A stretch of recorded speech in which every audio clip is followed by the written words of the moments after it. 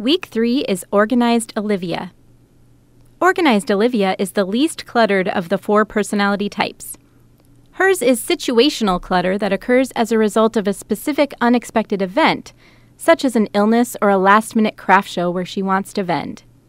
For an organized person like Olivia to succeed, she needs to know exactly what she wants to do with a room, how she will organize every inch of her space, down to each shelf and bin.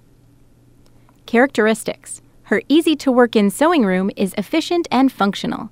She dislikes leaving her well-organized room in chaos if she has to leave a project before it's done, making it hard for her to start a long-term project that will necessitate a mess. She may run her sewing as a business and sell her completed projects. She likes to store everything in pretty color-coded bins and baskets. She's likely to shop for organizing items at the Container Store, IKEA, or from the Better Homes and Gardens line at Walmart. She spends more time searching Pinterest for ways to decorate her room than she will making projects in the room when it's finally decorated. Fast first projects. Label all bins and baskets if you haven't already done so. Set up specific zones in your sewing room.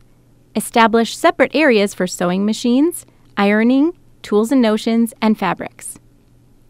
Declutter your sewing room, going zone by zone to determine if you have items that you won't use again. Donate anything you don't need.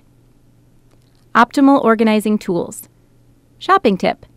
Organized people tend to go overboard when shopping for organizing products. Before shopping, determine what supplies are already on hand and what you actually need. Remember, organize first, shop second. Decorative bins, baskets, and unique organizing products are good choices. Consider using an organizing product for a purpose other than what was intended, such as storing fabric scraps in a clear over-the-door shoe holder.